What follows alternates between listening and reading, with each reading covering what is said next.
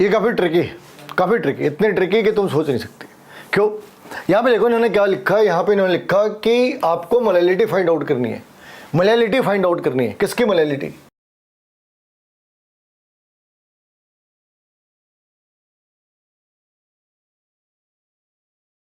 Molality of sodium positive. तो molality के बारे में अगर फॉर्मूले में लिखे तो क्या लिख सकते हैं? Moles of solute divided by weight of solvent in KG. बस रेफरेंस का तुम्हें ध्यान रखना है। सोडियम क्लोराइड के रेफरेंस में सारी बातें हो रही। तो सोडियम क्लोराइड के मोल्स कितने? 3/58.5। और वेट ऑफ सॉल्वेंट कितनी लेनी है? अब सोडियम क्लोराइड ले रखा है तो सोडियम क्लोराइड का वेट कंसीडर करेंगे? नहीं करेंगे, क्योंकि एक साथ ये सॉल्यूट और सॉल्वेंट दोनों तो नहीं हो सकते। ठीक है। क्या ग्लूकोज सॉल्वेंट का काम कर सकते हैं NaCl के लिए? क्या NaCl के लिए ग्लूकोज सॉल्वेंट का काम कर सकते हैं? आंसर नहीं कर सकता। तो इसे भी नहीं लेना। इसने मोलैलिटी पूछी है, सॉल्वेंट पूछे, सॉल्यूशन नहीं पूछा। सॉल्यूशन पूछा होता तो दूसरे आंसर थे। तो सॉल्वेंट बचा क्या? सॉल्वेंट तो वाटर है। तो क्या करा? 168/1000 करो, 168/1000 करो। ये पूरी आंसर आनी है 0.306 mK approx. Water is having high boiling point because of the intermolecular hydrogen bonding, and methyl alcohol is soluble in the water. So what can it lead? It can lead a misunderstanding. Why? Because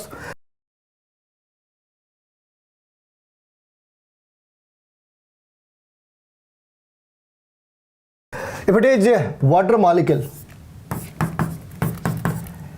and if this water molecule is attached with alcohol, suppose this is the part. Now see, in this case what will happen? If the water molecule is there, it can form extended hydrogen bonding for this. This oxygen can make a bond, but this CH3 cannot participate in the hydrogen bonding. So what will happen?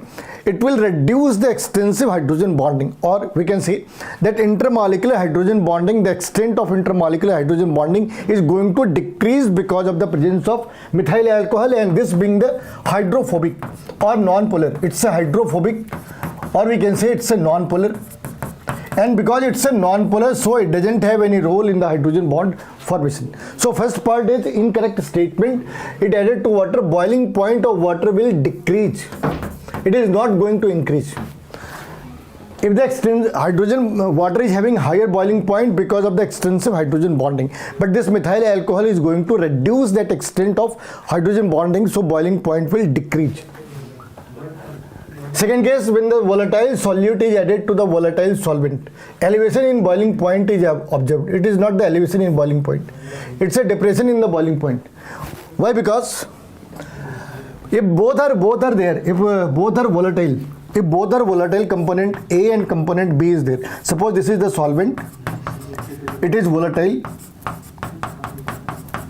and this is solute, this is also volatile. Then they will form more vapors. So more vapor will be formed. If more vapor is formed, or if they are having higher tendency to form vapor, they will have tendency to boil at the lower temperature. In that case, the boiling point is supposed to be lesser, not the higher, because they are having because they are having a higher concentration of vapors. So they will start boiling at the relatively lower temperature. So this statement is also incorrect statement. Answer is both statements A and B are incorrect. 3M solution is there, 3M NaCl is there. 3M NaCl means it's a concentrated solution. So what can be the value of want of factor if I increase the dilution?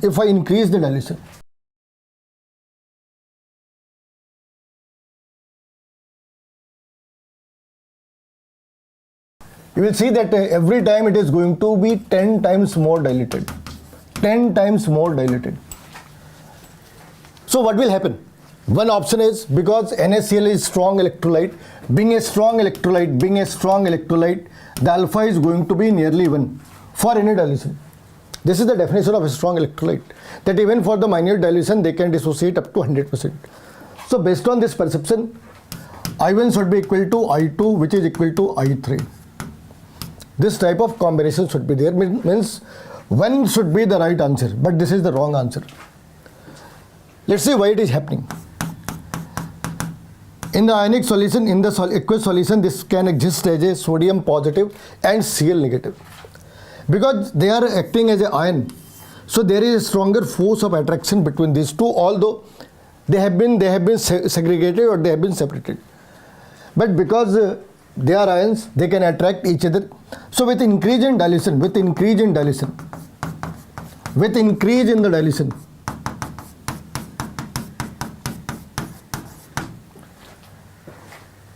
the attraction will decrease. The attraction is going to decrease.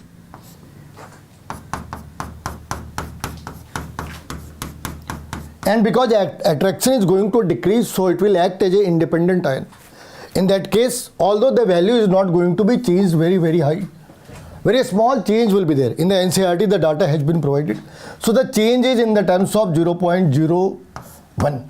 In this terms, means in the terms of 10 raised to power minus 2, the changes are there. Not very strong, means not the visible changes, but of course in the theory that change exists. So the right answer is option number 3, I3, where the ions are at the maximum distance. So attractive force is going to minimize, and that will act as a two different entity. Whereas in the option number 1, although they have been dissociated as Na positive and Cl negative, but because of existence of attractive force, they are going to act as a one molecule, or the dissociation cannot be considered as two molecules, means Na positive and Cl negative, they may have a tendency to act together or to act as a single body.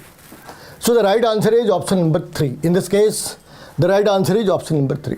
Kf depends on the property of solvent and it is independent of the property of solute. So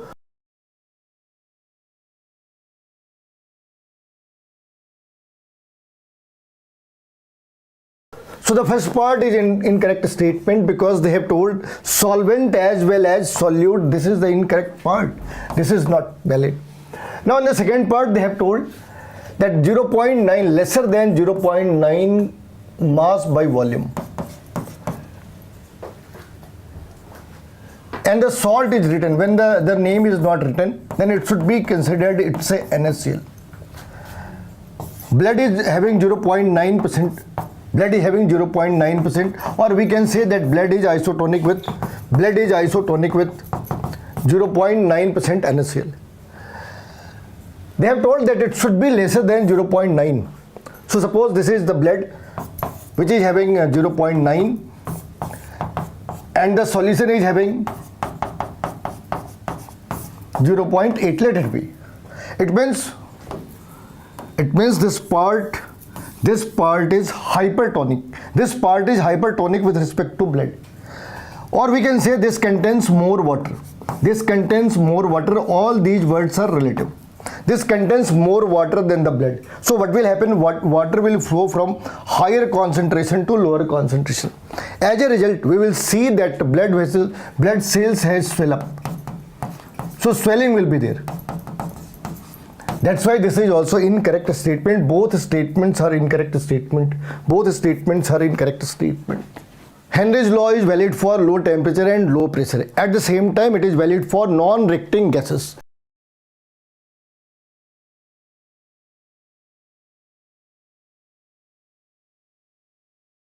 So some criteria are there: low temperature and pressure.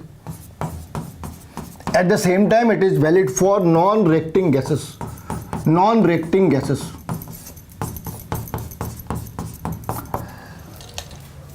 So in the context of these two statements, we can say that pressure applied should be low. So this is the incorrect statement. If this one is incorrect, this came out from the race. Now we are having two options. There should not be any chemical reactivity. So this is the correct statement. Then why this is going to be incorrect statement? It is because they have used the word ideal gas. What we want? Non-reacting gases. For example, CH4 is a non-reacting gas.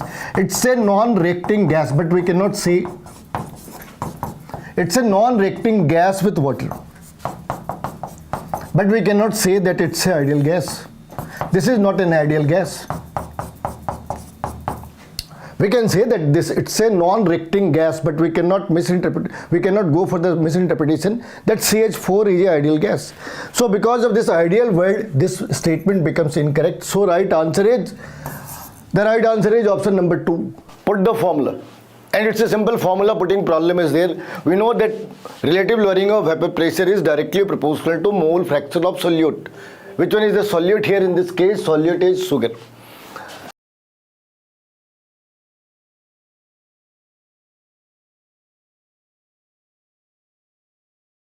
So relative lowering of vapor pressure is going to be mole fraction of sugar. It's a Na by Na plus Nb. So how many moles of sugars are there? It's a 1 mole. And how many moles of water is there? It's a 3 mole. So answer is 1 by 4. This can be written as 0.25. This can be solved without using pen and paper. And how it is? We know that concentration is directly proportional to partial pressure or vice versa.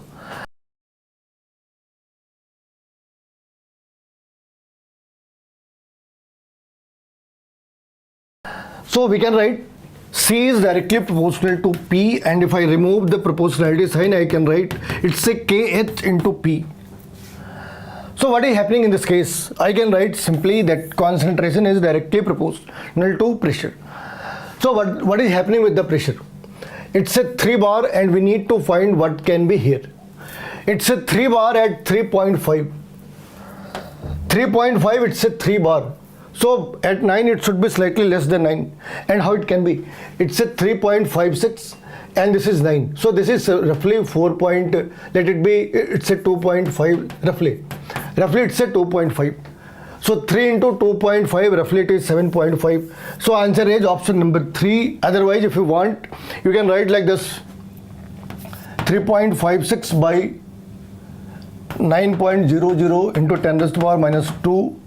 This is minus 2 is equal to, this is going to be 3, this is going to be x. Find the value of x. Find the value of x. So you will get what the value of x is going to be. तो इसने जो word use करा relative lowering of vapour pressure, formula putting problem है. हाँ, बस अगर तुमने बहुत ज़्यादा प्रिसाइज होकर कैलकुलेट करने की कोशिश करी तो तुम्हारा टाइम खराब होना है, और ये बिना किसी प्रिसाइज कैलकुलेशन के बड़े आसानी से सॉल्व कर सकते. कैसे?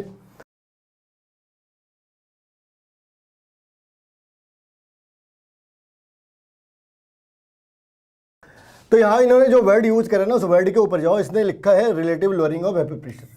अब कई बार क्या होता है, लिखा कुछ और होता है, लोग कुछ और सोच रहे होते हैं. इसने तुमसे प्रेशर पूछा नहीं तो क्यों परेशान हो रहे? इसने तुमसे जो बातें करी वो डेल्टा पी बाई पी है, and that is going to be mole fraction. That is going to be equal to the mole fraction of solute. ठीक है, सोल्यूट कौन से भाई? सोल्यूट कौन सा है इसके अंदर? इसने क्या रखा है? यूरिया. अब यूरिया बोला तो फॉर्मूला पता होना चाहिए. या तो तुमने याद करा है कि यूरिया मीन्स एटॉमिक वेट 60. ठीक है, फॉर्मूला क्या है? CO और दोनों साइड NH2 लगा दो. अब अगर तुमने इसकी मॉलिक्यूलर वेट निकाली एग्जैक्टली 60 आना है, तो प्रॉब्लम कहाँ पे? प्रॉब्लम यहाँ पे है कि अगर तुमने इसकी मोल फ्रैक्शन निकाली तो मोल फ्रैक्शन कैसा है ना भाई? 0.6 by 60 divided by 0.6 by 60 plus solvent कौन सी है? वाटर बोल रखा है. कितनी वेट ले रखी है? 360 by 18. अब ये जो कैलकुलेशन है ना, ये सारी कैलकुलेशन इस बात के ऊपर है कि ऊपर में कितना पार्ट आ गया? 0.01. और नीचे का हिस्सा कितना आ गया भाई? नीचे का हिस्सा कितना आ गया? 20 प्लस 0.01. ये देखो, ये 1/100 है. तो अगर तुमने इस वाले हिस्से को अब तुम प्रिसाइजली से कैलकुलेट करने गए, तुम्हें ज़्यादा टाइम खराब होना है, उसकी ज़रूरत ही नहीं है. ये 0.01 डिवाइडेड बाई 20 करा सीधा, 0.01 डिवाइडेड बाई 20. ये तो आगे मोल फ्रैक्शन. अब प्रेशर कितनी दे रखी है इसके? आइडियल प्रेशर कितनी दे रखी है? 35. इसे कैलकुलेट करा, वैल्यू आ गई ऑप्शन नंबर 2. Option number 2. तुमने देखा कि इस वाली केस के अंदर उन्होंने जानबूझ के बड़े क्लोज ऑप्शंस दे रखे. 0.017, 0.028, 0.027. तो अगर अपना आंसर 27 के अप्रॉक्स होता तो तुम्हें ज़्यादा कैलकुलेट करने की जरूरत थी, क्योंकि एक आंसर 28 भी है, लेकिन यहाँ तो 17 है, काफ़ी वाइडर गैप है। आंसर है ऑप्शन नंबर 2।